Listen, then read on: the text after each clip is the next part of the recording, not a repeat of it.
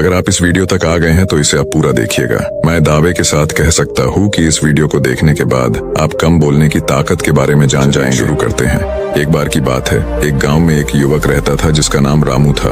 रामू न चाहते हुए भी बहुत बोलता था। उसके बोलने से सभी परेशान रहते थे। एक दिन रामू को पता चला कि जंगल में एक साधु आए हुए हैं। उसने सोचा शायद ये साधु मुझे मेरी चिंताओं से आजादी दिला सकते हैं, तो वह अपनी माता पिता के साथ साधु के पास गया। रामू ने साधु मुझे यह समझाए कि मैं कैसे कम बोलूं, मेरी बातें लोगों को परेशान कर रही हैं। साधु ने मुस्कुराते हुए कहा, बेटा मैं तुम्हें इसे एक कहानी के माध्यम से समझाता हूँ। मेरे गुरु का एक शिष्य बहुत बोलता था। वह हर समय कुछ न कुछ बोलता रहता था और कभी शांत नहीं होता था। जब वह दान लेने के लिए जाता था तो वह हर घर से एक नई कहानी लेकर आता था और सभी शिष्यों को सुनाता था। वह हर शिष्य की बुराई करता था, चुगली करता था और दूसरों के सामने अच्छा बनने का प्रयास करता था। सिर्फ अपने मुंह से खुद की तारीफ करता था और गुरु के सामने खुद को सबसे बुद्धिमान और अच्छा साबित करने का प्रयास करता था। वह खुद को सभी शिष्यों से अलग और श्रेष्ठ मानता था। उसका कहना था कि मैं एक अमीर घर का बालक, अगर मैं चाहता तो एक आरामदायक और सुविधाओं से भरा जीवन जी सकता था, लेकिन मैं वह सब छोड़कर यहाँ आ गया क्योंकि मुझे खोज करना है, खुद को जानना है, जीवन को जानना है। एक दिन गुरु सभी शिष्यों को बोले कि अगले 1 महीने के लिए कोई न कोई संकल्प लेना होगा। इससे आपकी संकल्प शक्ति मजबूत होगी और आप में आत्मशक्ति का संचार होगा। आप सभी अपने सामर्थ्य के अनुसार कोई भी संकल्प ले सकते हैं। यदि आप में से किसी का भी लक्ष्य 1 महीने पहले टूट जाएगा तो वह पुरानी दिनचर्या में वापस आ सकता है। सभी शिष्यों ने अपनी शक्ति के अनुसार अपना अपना निर्णय लिया और गुरु को बताकर चले गए। लेकिन एक शिष्य जो खुद को अलग दिखाना चाहता था सीधे गुरु की कुटिया में पहुंच गया और कहा कि मुझे कुछ कठिन संकल्प दीजिए, आप जो भी निर्णय देंगे उसे मैं जरूर पूरा करूंगा। गुरु ने कहा कि ठीक है, लेकिन अगले 1 महीने तक तुमको चुप रहना होगा, तुम एक शब्द भी नहीं बोलोगे। शिष्य ने कहा कि यह भी कोई संकल्प है मेरे को, इसे भी ज्यादा कठिन संकल्प दीजिए। गुरु ने कहा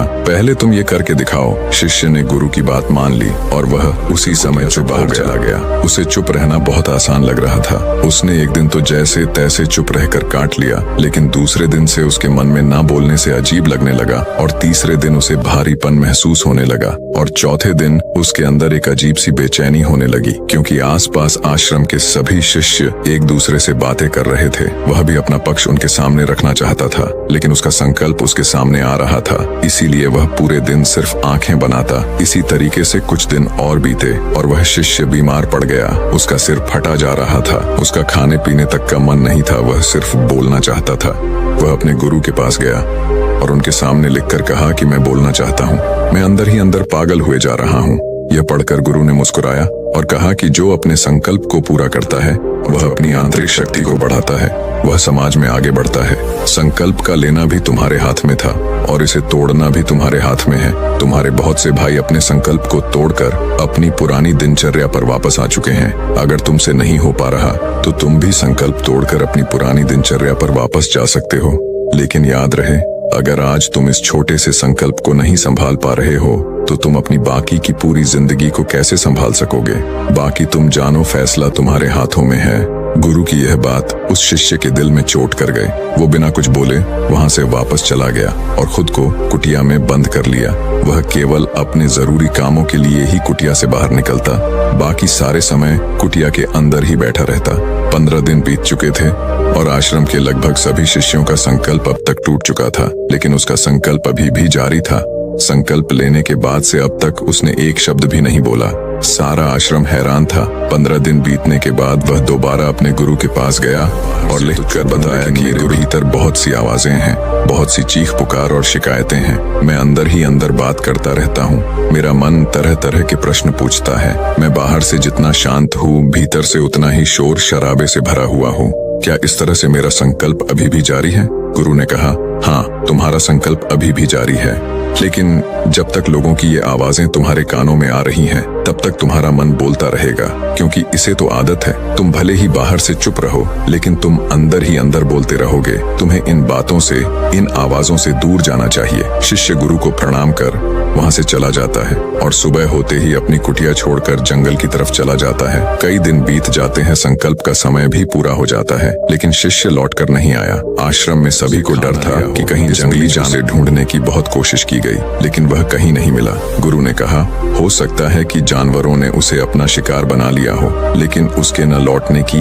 एक दूसरी वजह भी हो सकती है। शायद उसे वह मिल गया है जिसके लिए वह गया था। फिर शिष्य ने पूछा, गुरुदेव, क्या ज्यादा बोलना इतना हानिकारक होता है? गुरु ने कहा, इंसान के जीवन के बहुत सारे दुखों में से एक दुख यह भी है कि वह कभी चुप नहीं रह सकता, हमेशा कुछ न कुछ बोलता ही रहता है। सिर्फ हमारे बोलने के कारण हमारे आधे से ज्यादा दुख पैदा होते हैं। हम में से कोई भी चुप नहीं रहना चाहता, हम बस सामने वाले को सुना देना चाहते हैं। जो भी हमारे मन में है सब निकाल कर समझा देना चाहते हैं कि देख, तू गलत है और मैं सही। इस तरीके से सुनने और सुनाने का ये काम जिंदगी भर चलता रहता है, लेकिन इस नासमझी में हम अपना समय, अपना जीवन, अपनी समझ और सबसे महत्वपूर्ण कीमती पल जो जिए जा सकते हैं, जो अनुभव किया जा सकता है, यह सब खो देते हैं। लेकिन इसके बदले हमें मिलता क्या है? कुछ नहीं, सब व्यर्थ और बर्बाद हो जाता है। इतना कहते ही सभी सीसिया लोग समझ जाते हैं और अपने अपने कुटिया में चले जाते हैं। उस शिष्य को फिर एक दिन वह सीसिया आश्रम आता है। सभी शिष्य उसको देखकर हैरान थे, क्योंकि उसके अंदर एक गजब का बदलाव महसूस किया जा सकता था। उसके चेहरे पर एक गजब का ठहराव और आंखों में शांति थी। आश्रम में आते ही सभी शिष्यों ने उसे चारों तरफ से घेर लिया और बातें करने लग गए। वह भी उन सब से बातें करने लगा। उससे बात करने वाले सभी ने यहाँ अनुभव किया कि अब शब्द पहले जैसे सुलझे हुए और मधुरता के साथ निकल रहे थे। थोड़ी देर तक शिष्यों से बात करने के बाद वह सीधा गुरु की तरफ चला गया। उसने गुरु के चरण छुए और कहा, गुरुदेव, क्या मैं अभी मौन हूँ?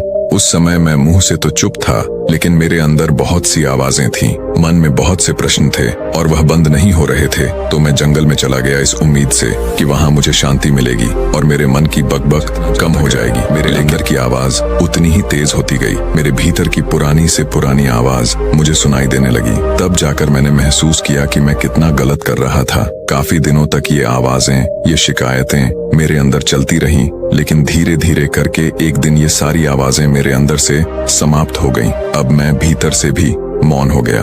उस घने जंगल में बाहर से भी कोई बोलने वाला नहीं था और भीतर कोई आवाज बची ही नहीं थी। और मैं उस दिन पहली बार मौन की ताकत को समझा। मेरे चारों तरफ बहुत शांति थी।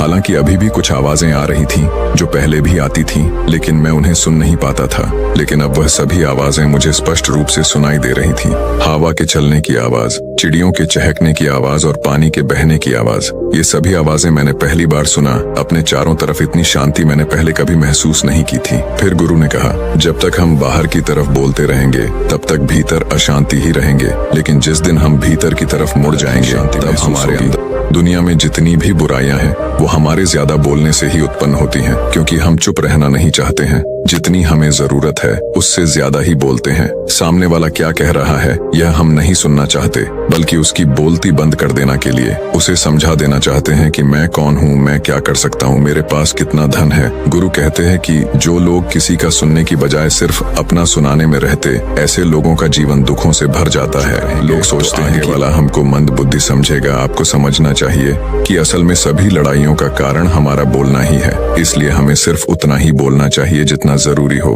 क्योंकि व्यर्थ का बोलना ऊर्जा को नष्ट करना है और यह बोलना ही हमें कभी अपने भीतर की ओर लौटने नहीं देता। इसलिए अगर हम आप आज से ही बोलना कम कर दें और अंदर की आवाज को सुनना चालू कर दें, तो कुछ दिन बाद आप देखेंगे कि आपके सोचने, समझने और याद रखने की शक्ति बढ़ गई। आपके अंदर एक अलग ही शांति और ठहराव महसूस होगा। दोस्तों, इस कहानी की यही सीख है कि व्यर्थ का बोलना ऊर्जा को नष्ट करना है। मुझे उम्मीद है कि आपको यह कहानी पसंद आई होगी और काफी कुछ सीखने को मिला होगा। कहानी के बारे में अपने विचार आप नीचे कमेंट बॉक्स में कमेंट करके बता सकते हैं और चैनल को सब्सक्राइब और लाइक जरूर कीजिएगा।